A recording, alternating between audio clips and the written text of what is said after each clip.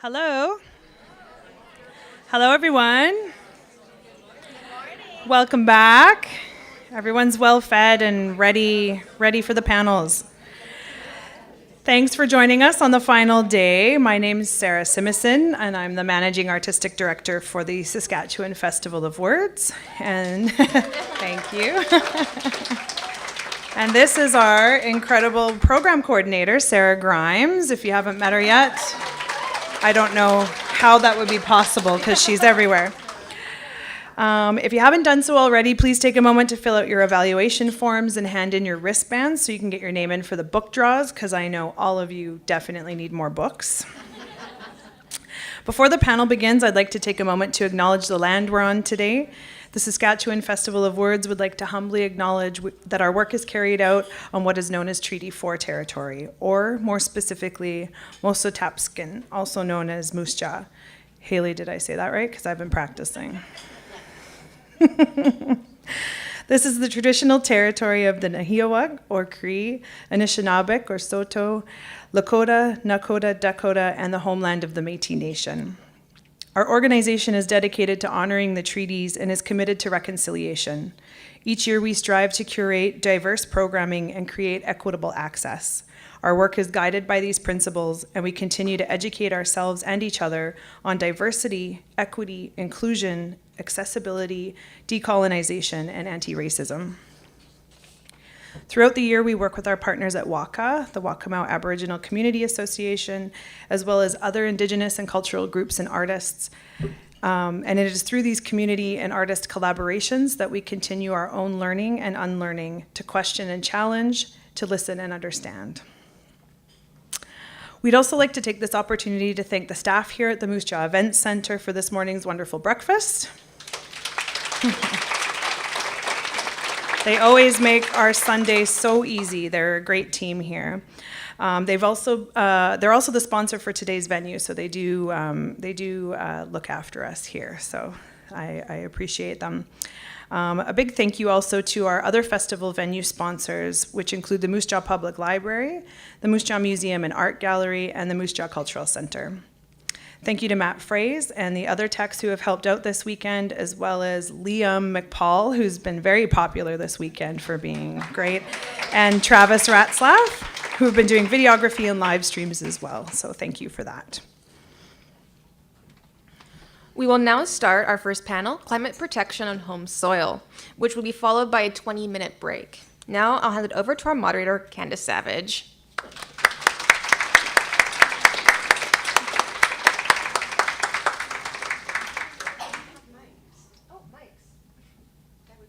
Matt has them.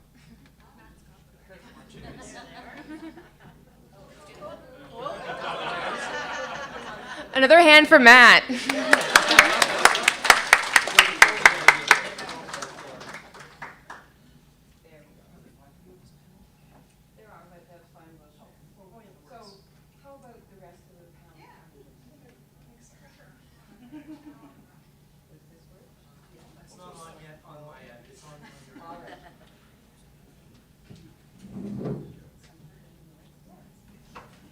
Where's Premee?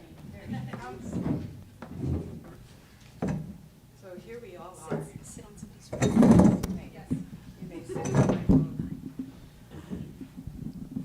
Does this, oh, listen to that.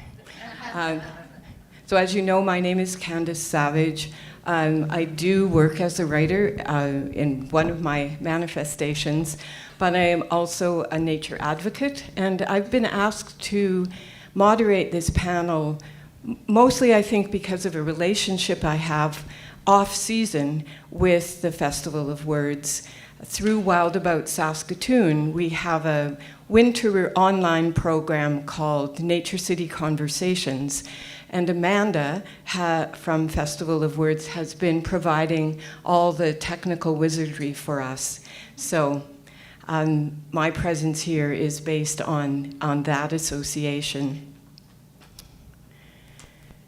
So this panel is Climate Protection on Home Soil, is really a passion project of Sarah Simison.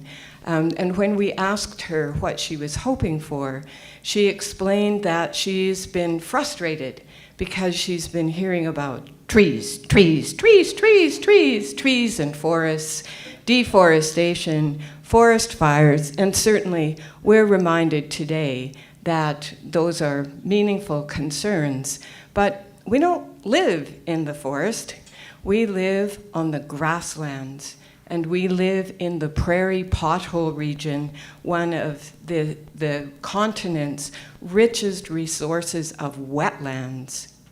So what does this present moment mean for us? That's the subject. We have, I think now, 45 minutes in which to give you an assessment of our present state, how we got here, where we need to go, and how we're going to get there. Well, maybe we won't quite accomplish that in 45 minutes. Maybe not. And just to make the situation more interesting and meaningful, we're also holding this conversation in the context of the treaties, of being treaty people. And we know that if we consider the written and the oral texts of the treaties, these are treaties about sharing the goodness of this land. And we also know from the Truth and Reconciliation Commission reports that the elders told them that there can be no true reconciliation amongst people without also reconciliation with the land. So many layers of consideration. Now, the good thing is that we have Sarah has assembled this fabulous panel of people to address these issues with us. At this point, I need my notes.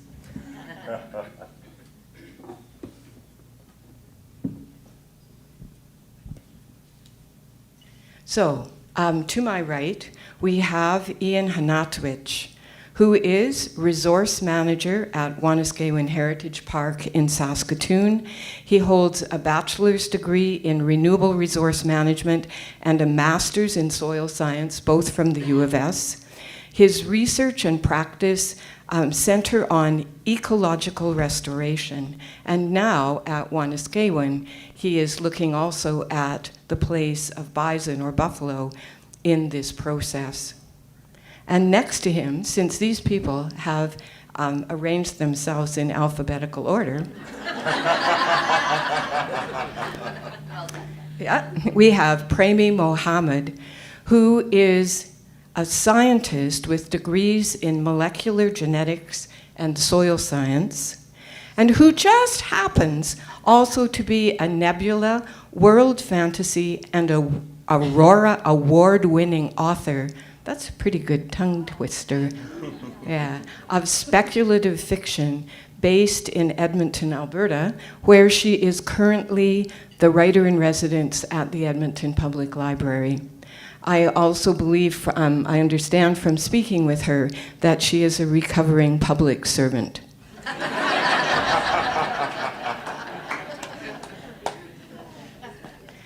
Now, to my far left here is Andrea Olive, who is a professor of political science and geography, geomatics, and environment at the University of Toronto in Mississauga. As we would expect from a person who holds that position, she is well educated with a PhD in political science from Purdue. Even though we have allowed her to move to Ontario, she was born and raised in Regina and spends her summers at Crystal Lake in Saskatchewan. And that's where she's come from, looking all bright and cheery and beachy today. And finally, last but certainly not least, we have Lorne Scott, who comes to us from Indian Head, Saskatchewan, where he was born and where he continues to farm. Andrea's book, Protecting the Prairies, I forgot to wave around Premee's book, yes. Andrea's book, Protecting the Prairies, celebrates Lorne's lifelong commitment to environmental conservation and habitat protection and restoration in this provinces. Among his many accomplishments was the passage of the Conservation Easement Act during his term as Minister of the Environment for Saskatchewan in the 1990s. Still one of our very few but most important instruments for protecting habitat. His honors include Order of Canada, through a very long list, to most recently being named Volunteer of the Year for 2024 by Ducks Unlimited Canada. So we're going to ask people to respond to 2 questions, and then even though I've spoken for too long, our objective is to have time for questions and conversation. And so the first question is, would you please each give us your a sense of your connection with the grasslands and wetlands, this land around us, an assessment of what our current state is in relationship to the other entities around us, and how we got here. And shall we just go from right to left? Would you like to start, Ian? I think everyone will find a microphone. I feel as though I probably won't need a microphone personally. So my name is Ian Hnatowich. Yeah, it's for Sorry? the live stream. Oh, all right then. Thank you. All right, I'll try and lower my voice. So hello everyone, my name is Ian Hnatowich. I'm the Resource Management Coordinator for the Wanuskewin Heritage Park. Thank you all very much for inviting me today. Whenever we talk about those connections with ecosystems, I think it's oftentimes a very personal matter. And so I thought I would just approach this from personally my appreciation of those ecosystems. This is a topic that you could just talk for hours on. I think one of my favorite aspects about them is that they are what I would call inconspicuous ecosystems. When you're driving, to Saskatoon or to Regina, looking out your car window, might not seem like there's necessarily a whole lot going on with the grasslands. Just kind of grass blowing in the breeze. Maybe you see the occasional deer or something running through, but oftentimes they just kind of appear from that initial cursory glance as being a bit, for lack of a better term, boring. And I think it's really only when you start to insert yourselves into those systems and when you begin to experience them firsthand and tangibly interact with that environment that you begin to realize that cursory assessment is so wildly incorrect. The grasslands are packed with life. And as you know, it makes sense. The grasslands are some of the most productive ecosystems in the planet. And as any good ecologist will tell you, when you have high rates of primary production, it gives rise to high rates of almost everything else. So the grasslands are filled with these generalist species with exceedingly clever... Can we switch mics? Absolutely. Thanks. It's filled with these incredible generalist species with interesting adaptations that allow them to survive over multiple habitats, and you also have an equally wide range of extraordinarily specialized species with some of the weirdest and wackiest adaptations you can possibly imagine. And so the thing that I love about the grasslands is that even though I have been working in those environments and studying them for so long, there is never a day where I go outside where I don't see something new, where either it's encountering a new species that I hadn't seen before or watching an interaction between species that I had never thought was possible. And so from an ecologist standpoint and from someone who thoroughly enjoyed my time in school, it's just a continuation of that experience. I get to go out every day and see something new, and even more, I get to go out and I get to bring people who aren't experienced with those habitats and those environments and show them those cool things. And there is nothing more incredible as an educator than being able to give somebody what I call an aha moment. That moment of recognition and, oh, wow, that's cool. And so it's just an absolute pleasure that I get to work in this environment and I get to do this thing that I truly, truly love. And so the grasslands to me just represent the greatest thing I've ever been able to do in my life.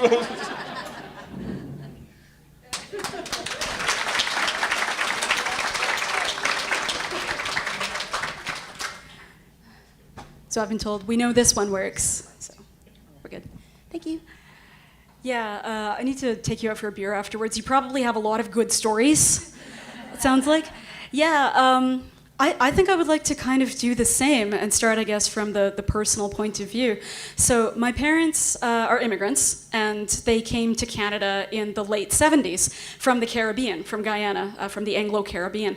And they were not interested in their kids having a very, how you say, typical rural Alberta lifestyle. They wanted us to assimilate into whiteness, but they did not very much care to do things like go fishing. Why would we go fishing? There are fish in Superstore.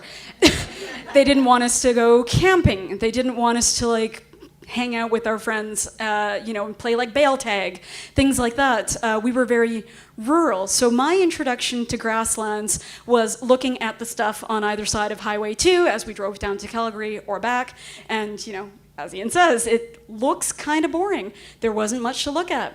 In school, they actually made the interesting decision to kind of focus on the charismatic megafauna of the grasslands. So for a lot of us who were very, city kids, that was our introduction, was being told about, the black-footed ferrets and pronghorns and things you could see that were interesting and charming. I had a burrowing owl phase that lasted for like 18 months, and my parents were very confused. So you want to be a burrowing owl when you grow up? Or are we understanding that correctly? Please don't do that. Yeah. It wasn't the kind of ecosystem that you see movies about. You'd see like Fern Gully and think, oh, rainforests, how cool, how interesting. There weren't movies being made about the shortgrass prairie. It wasn't actually until I was in school and taking my soil science degree, I ended up getting a degree in land reclamation at the University of Alberta, that you really start to appreciate it for what it is, for the subtleties of it that are not visual, for the huge amount of biodiversity, for its various ecosystem functions, for things like carbon storage and the hydrogeological management and the species richness and all the parameters you can kind of look at and measure. So I've spent about 20 years working in the environmental field, and the last kind of 9 years, up until last year, working for the Land Policy Group with the Government of Alberta. And from being on kind of every side of the learning about grasslands, learning about prairies, Edmonton technically, of course, is in the Aspen Parkland biome. We're not in shortgrass prairie. But a lot of my work while I was living in Calgary and elsewhere was in that. It can kind of feel a little bit dispiriting, because particularly in Alberta, I imagine the same in Saskatchewan, historically a lot of the goals for kind of this prairie pothole ecosystem or shortgrass prairie was, what a minor yet defeatable obstacle in the way of our agricultural production. So people very carefully, grading things to prevent potholes from forming and filling things in and trenching things so that the water regimes change. Yeah, we're still doing that. We're still doing that in Alberta. It's very much considered to be, let's peel all that stuff off so that we can get to the oil and gas. So sometimes it seems a little bit depressing to look at kind of the current state of things. But what we have out there, I think, is getting more visibility, especially as we discuss things like climate change and carbon storage. And I think, any future push to preserve and restore those grasslands, which are very, very difficult to restore, they'll never be pristine again. Any push to do that is kind of coming from, that area of visibility of the public, knowing what they are and what they do.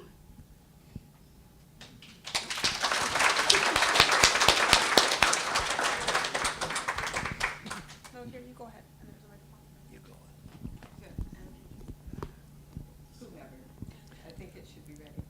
Okay, thank you, Candace and panel members, and ladies and gentlemen and important people in Glen Hagel. It is certainly a pleasure to be here and say a few words. The International Union for the Conservation of Nature states that the temperate grassland biome is the most endangered and the most altered and yet the least protected biome on the planet, more at risk than rainforests or coral reefs. Southern Saskatchewan, and certainly including Moose Jaw, is located on the northern Great Plains in the temperate grassland biome. From 1970 to 2020, a 50-year span, the North American bird population fell from 10 billion birds to 7 billion. Some of the biggest declines occurred on the grasslands. Burrowing owls, greater sage-grouse have declined by more than 90%. Other species like longspurs and sharp-tailed grouse and many others have declined as well. I have lived on a small farm near Indian Head all my life, and our native flora and fauna has been a familiar and important part of my life since I was a kid. Over 60 years ago, I started to build bluebird nest boxes, and over the years I've made a couple thousand. And during the 60s and 80s, some 25 to 30 pair of mountain bluebirds nested on our small farm. In the mid-90s, the fewer bluebirds returned to nest. The numbers continued to decline and dwindle until 2014, the last pair of bluebirds nested. The habitat had not changed on the farm. The nest boxes were there. The birds were simply not returning. From 1985 to 93, I banded 265 nestling burrowing owls in Moose Jaw at the golf course and at the north end of Main Street. We always thought the burrowing owls would continue to return. The late George Davies in Moose Jaw installed a number of nest boxes which provided us access to the young ones. In fact, Moose Jaw was dubbed the burrowing owl capital of Canada. By the mid-1990s, the burrowing owls started to decline, and I believe the last pair nested in Moose Jaw in 2003. Like the bluebirds that disappeared, fewer burrowing owls return to Moose Jaw each year. It appears that the birds are disappearing and are lost during the migration or on wintering territories. As of today, probably less than 100 burrowing owls return to nest in Canada each year. There are about 62 million acres of land south of the forest fringe in the temperate grassland biome. This includes 45 million acres, or about 75%, cultivated land. Other lands have been broken but reseeded to tame grass. Wetlands, towns, roads, etc. make up the remainder. When tallied up, between 10 and 15% of the natural landscape remains in this huge area. Some of these areas are impacted by oil and gas development, and many are fragmented, which is not conducive to biodiversity. I'll pay her later. Other than Crown lands, in small parks, community pastures, and Crown leased land agreements with producers, there is nothing to discourage or prevent the continual loss of native grasslands. Thus, we continue to lose tens of thousands of acres of native grass, aspen, and wetlands every year. Hopefully, we will not end up like some of the intensively farmed states like Missouri, where less than 0.5% of the native grass remains. Hopefully, my comments in the second round will be a little more positive. Thank you. Yeah, you really came out swinging. That was, take this microphone away from this man. People are going to be crying. So, yes. I want to start switching to talking about what we need to do about research. Sure. So I was just going to say, people are wondering probably, well, that was depressing. Why is this happening? Yeah, I mean, the big 5 reasons, right? The number one being habitat loss, climate change, invasive species, pollution, and with pollution, you should be thinking chemicals and plastics. And then over-harvesting would be sort of the final reason. We're not just doing those for fun, right? Those are driven largely by our lifestyles. And so you might be thinking, okay, but I look outside and it seems, well, today, this is, it's pretty eerie out there. But, most people think of Canada as this large country with very few people, and there's lots of room for nature and for wildlife, and we'll just move the animals, or we'll just move the plants, or right? And you might be thinking that sounds like a good idea. And so this isn't something we need to worry about or something that we need to care about. But it very much, so nature is in decline everywhere, as Lorne just told us, in no uncertain terms. There's really no indicators of any system anywhere that are trending in the right direction, unfortunately. So why should we care about that? I can tell you why I care about that. To just bring it sort of back to the personal. I think that other living things have intrinsic worth. That's why I care about it. I think other things have value in and of themselves. And then secondarily, I would say I care because I derive a lot of benefits from nature. This morning, that blueberry jam, or Saskatoon berry jam, that was delicious. I think a lot of people enjoyed their breakfast. We're all deriving benefits from nature, food and medicine. But beyond just that, the sort of I think about grasslands, I think about my childhood and similar. I am the descendant of farmers and fishermen, but I'm a city kid. I was a city kid. There's no telling any other story than that one. But I just think of this pure beauty and splendor and joy and awe of nature, of the grasslands. And the wind and the sun and the things that have shaped our character and our identity. And that's why I care so much about it. So I'll end it there.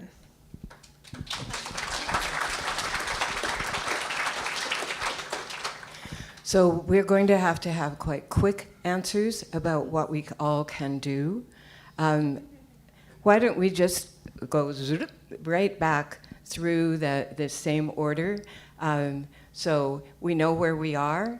We are in this gorgeous, wonderful, fascinating place that is crumbling in front of our eyes. What are we going to do about it? How are we going to be good ancestors? Oof. Great one to start off. You have 2 minutes. Perfect. So there is no silver bullet to this question. There is no one approach solves all the problems. The problems that are, or the issues that are facing the grasslands are so widespread and so individualistic that no one approach is going to tackle all of them. I think personally, to me, what I've seen to be the greatest driver in changing opinions and attitudes and interactions with those grassland systems is a development of a personal connection with that landscape. I think human beings have become exceedingly adept at separating ourselves from the natural world, considering ourselves above or unique or somehow separate from the rest of the environment. And I think the grasslands are one of the best ecosystems in the world to show that that is unequivocally wrong. Thinking about the history of the people that have lived on these grasslands for thousands of years, the land management practices that they would have conducted. Again, one of those things that I always love to talk about is prescribed fires. And prescribed fires, fire is a necessary feature on the grasslands. They do not function, they do not evolve, and they stagnate without that inclusion or that influence of fire. And the more that I've worked in fire and the more that I've looked at research regarding historical fire regimes, it becomes clearer and clearer to me every single day that human beings are a necessary part of these environments. They are not supposed to be separate. We are not supposed to take ourselves away. We need to be in there. We need to be making an influence. But before we can make that influence, we have to have that personal desire to want to go out and see that change be induced. So I think just that idea of getting yourself out into the grasslands, experiencing these ecosystems, downloading iNaturalist and figuring out what plants you're looking at, find out something fascinating, something that excites you. That is how we begin to broach this barrier of separating ourselves from the natural world and understanding that we have both a role and a responsibility to play in protecting and ensuring that these grasslands remain for all future generations.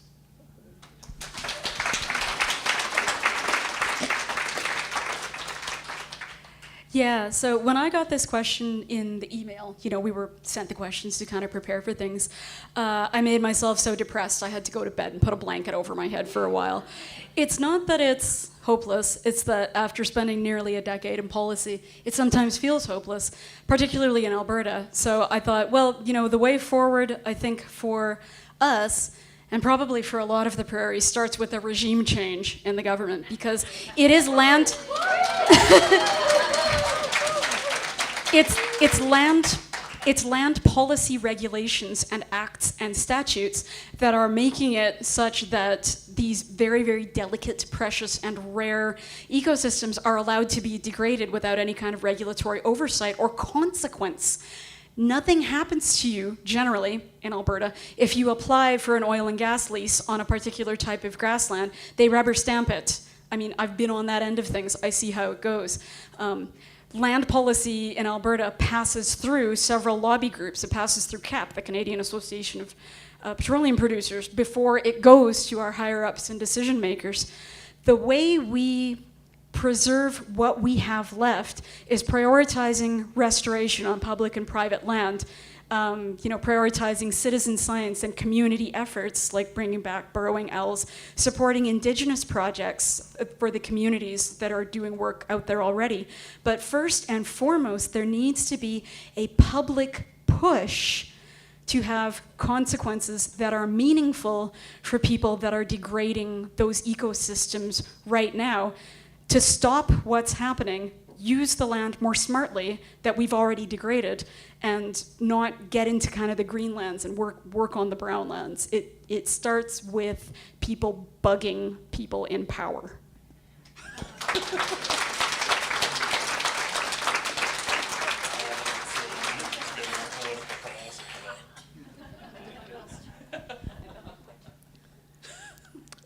For decades, conservationists have lamented the loss of grasslands in Saskatchewan. George Lettingham, professor in Regina, first suggested a grasslands national park in the 1950s. And it took 50 years to become a reality, but we do have a grasslands national park. But there are still critics in society who say we don't need the park. It was being looked after better by producers. Only 15% of the land in southern Saskatchewan is owned by the public, and much of it is leased out for grazing in community pastures, and like fire, grazing is sustainable. It can be. In 1980, the government of the day in the province, this is before Deb Higgins and Glenn Hagel's days, decided with a stroke of a pen that they would throw all of our crown land, up to 7 million acres, up for sale. The incoming government decided that they, with continual lobbying by conservation groups and you folks, we were able to get the government of Grant Devine to prevent the sale of the vast majority of these lands. And the Critical Wildlife Habitat Protection Act was established, and 3.5 million acres of your land is enrolled in the act. It cannot be sold, broken, drained, otherwise destroyed. There has been several attempts by various governments to sell some of these crown lands, and we've been able to stop them all. Thanks again to you people. Another unsuspected announcement occurred about 10 years ago when the federal government decided with a stroke of a pen that they're going to get rid of the PFRA, Community Pasture Program, and Tree Nursery Program. They'd been in place for 3/4 of a century. And again, no political consultation, just simply decided it was not needed anymore. The pastures reverted to the province, who did not want to manage them, and with intense lobbying by NGOs and people like you, we were able to retain public ownership of the pastures and maintain maintained by the producers. And the new system has worked quite well. About 1.6 million acres of the best remaining grasslands in the province are in the community pasture program. We are at the 11th hour of trying to retain grasslands in Saskatchewan. Other than the occasional individual willing to donate or sell a quarter section of land to a conservation organization or place a conservation easement on it, there is very little to offer individual landowners to preserve the remaining natural landscape. With soaring land prices and investment money ready to grab up every acre and develop the land for economic gain, our chances of securing private land are very slim. 8% of the farmers farm 38% of the farmland in Saskatchewan, 2,300 farms. And investments, pension funds, and whatever, they see land as the best investment there is. I agree that it is. So conservation groups like Nature Conservancy has very little opportunity to secure these lands. So we need money, and lots of it. And the choice is to spend scarce public dollars on healthcare and education or buy a piece of native grass. Most politicians will resort to the healthcare and education.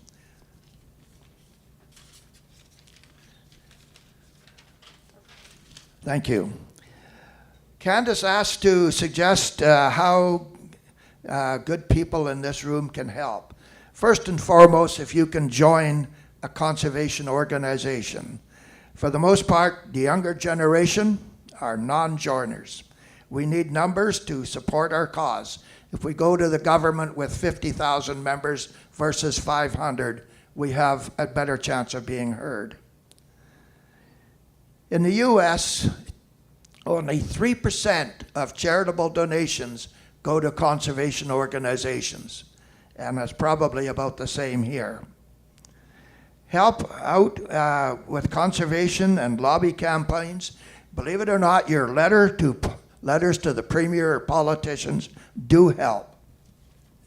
If you own property with natural habitat, considering partnering with a conservation group, either through sale or donation or conservation easement. As distasteful as it may seem, consider running for public office at all levels. It totally doesn't destroy everybody, as these two individuals with us today can attest. As naturalists, bird watchers, hikers, and whatever, we would far sooner be outside doing things. But there is a dire shortage of conservation-minded people in government. And I found that once you were in there and could express views to reasonable people like Deb and Glenn, they were very supportive. One of the first things I was confronted with when I became minister, I was told by my deputy, we're going to close 8 provincial parks. Oh, well, that's kind of nice. I just said I'm not going to be the minister to close parks. And so internally, the deputy was looking for extra money, and I lobbied people like Calvert and Hagel and explained that you can board up a building like this and put a lock on it, and it's pretty secure. You cannot close a provincial park. There will be fires and vandalism and liability issues, and by talking to our colleagues, we were able to keep the parks open. You'll be happy to know that Buffalo Pound was one of these on the list, so you owe me.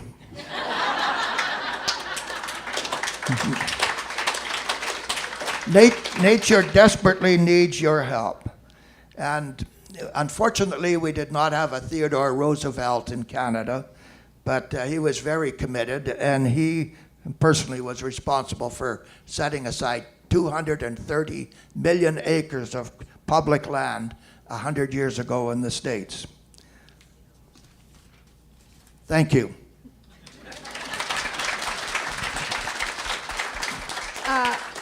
Okay, so there's just been a lot of great ideas. I'm trying to think of what else I could say. And this might seem like it's coming out of nowhere, but stop buying iceberg lettuce. That's what I would say. Every time you buy something, you vote for it.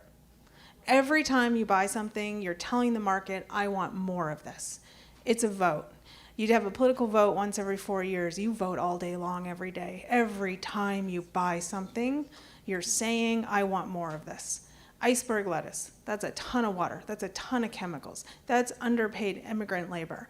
That's putting it on planes. That's bringing it in trucks. It doesn't even have nutritional value. Stop buying iceberg lettuce, okay? That is what I would say. Well, kale's fine, spinach is fine. Grow it yourself. Yeah, exactly. Range fed beef or buffalo, right? But it's just thinking about it when you go to buy it. You have so much power, and just use that more wisely. So that would be what I think people in the room could do.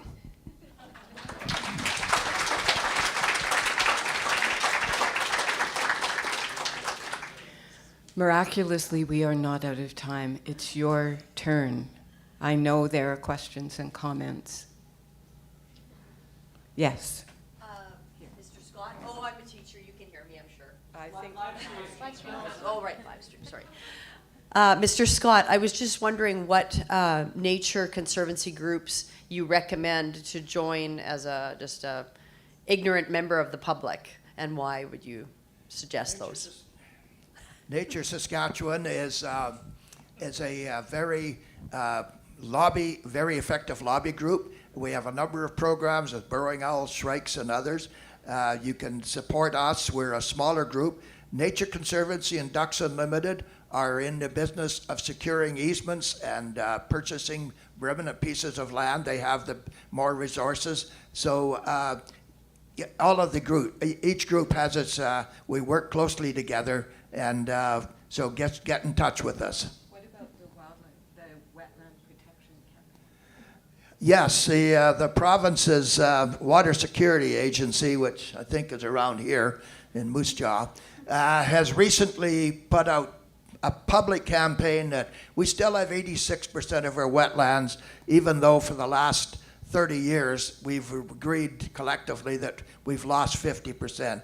So we formed a new group, lobby group, with the conservation groups to try and educate the public that our wetlands are in trouble. We're the only jurisdiction in Canada without a wetlands policy, and so that's one of our latest campaigns.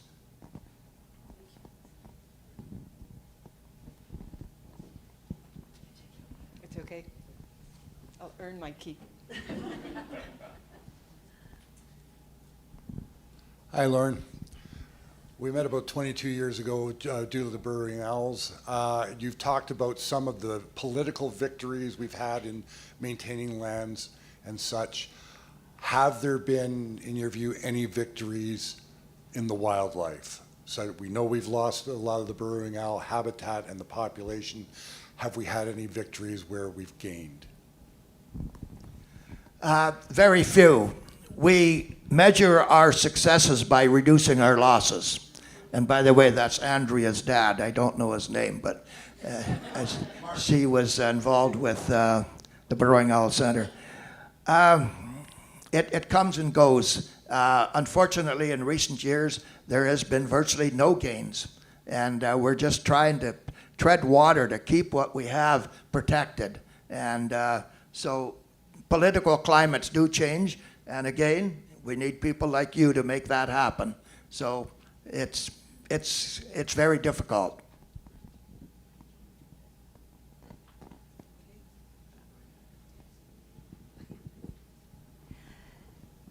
Could I ask you to comment, any of you, on the potential resilience of the grasslands, the parts that have been perhaps overfarmed, or, you know, if we left it alone for a while, what would happen?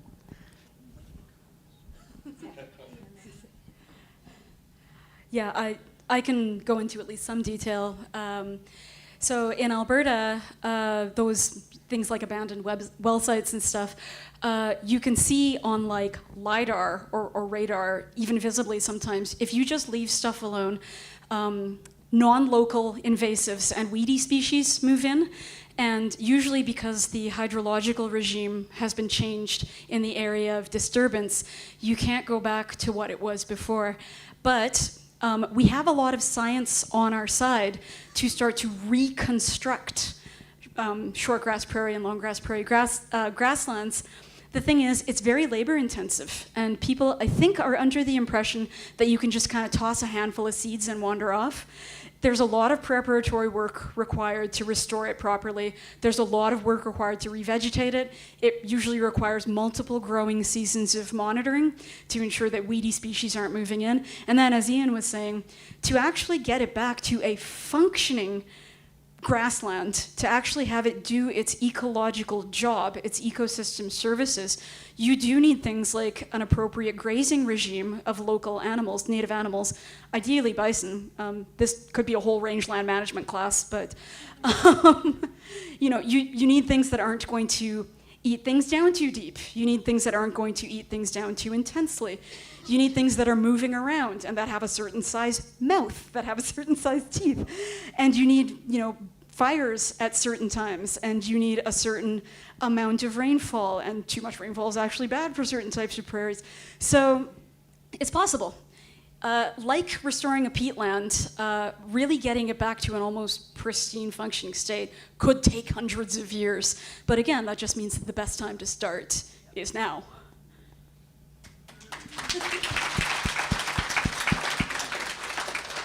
Yeah, it took the words right out of my mouth. 100%. I think there is this idea that human beings are guaranteed to be a negative aspect in any natural system that they interact with.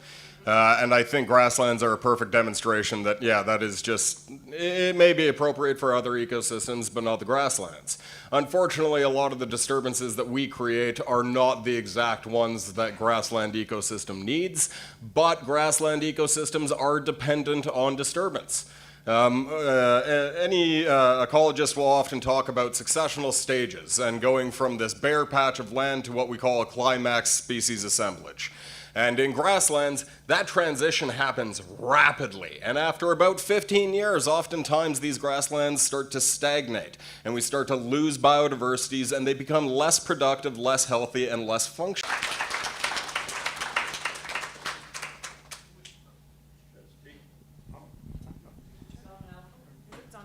Okay, one of the things, I worked in livestock all my life.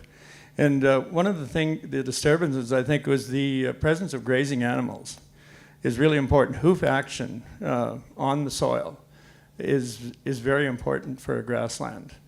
And we grazed with that kind of program, and it really made a huge difference in the productivity of our pastures, and regulated grazing, so we never overgrazed. We always left some called stored grass in place.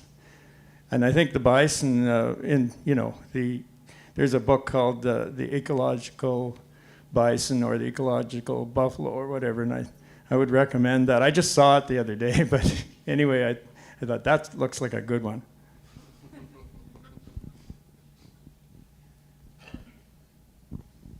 Okay, Sarah, do we have time for another comment? All right.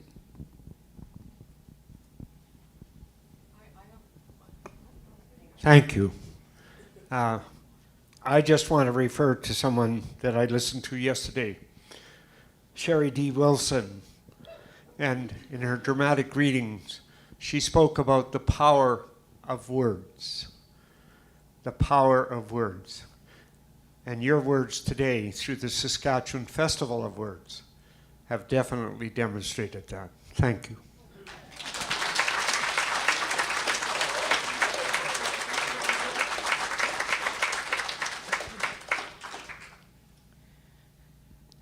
Carol, can you top that? I mean, Roberta. This question is for Andrea. Besides the iceberg lettuce, can you give us some more concrete examples of things not to purchase? so this is it. My students always want to know these questions, and I don't like. I like to stay in my lane a little bit. I'm a social scientist, right? I study people. But another one that's like it's because it's so simple. But you know when you go to buy a Tim Hortons coffee cup or a Starbucks coffee cup, so they can't recycle those. Nature cannot break those down. They're not biodegradable. They're not recyclable, and they're toxic. So it's like, just stop buying that. Just get a reusable mug. I know, you have to wash it, carry it around. Dad, you are like saving the planet and saving your own life. That plastic lining is toxic. You don't want to heat it up and then drink it, okay? So just start slugging around these, right? The stainless steel, seriously, like that, it can be a really game changer. And like, I would just love for one day in our university to just have all the Tim Hortons cups like on the football field to just visually see what that looks like as well. And I'm not picking on Tim Hortons, it's all of them, right? But just how much waste we're producing and just how devastating that is. But I'm sure there's lots. If anyone else on the panel has a good hot tip for products to avoid, go at it. I am afraid that we don't have time to run through a complete catalog of all the environmentally beneficial behaviors that we can all engage in. Did you have something else on the tip of your tongue? A real short one: do not buy plants from Home Depot or whatever lumber stores you're going to. The amount of species that I am having to remove from Wanuskewin every single day, I would wager about half of them come from those ornamental plants that people have bought for their backyards. We have incredible native species in this province. Beautiful, beautiful species that do not require a ton of maintenance. They are built for these environments. Use them, please.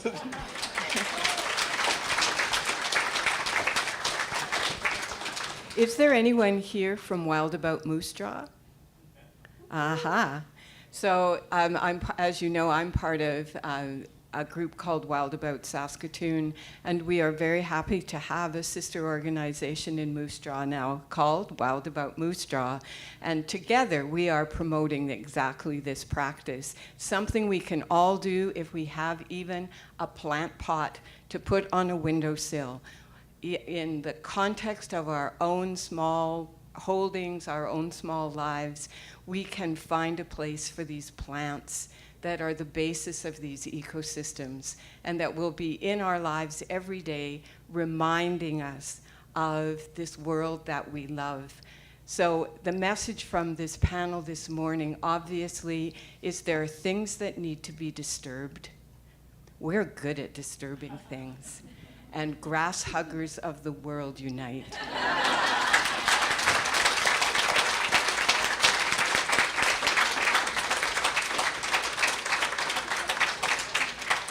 Huge thank you to you all for being here, for your questions. Huge thank you to Ian, to Premee, to Andrea, and to Lorne.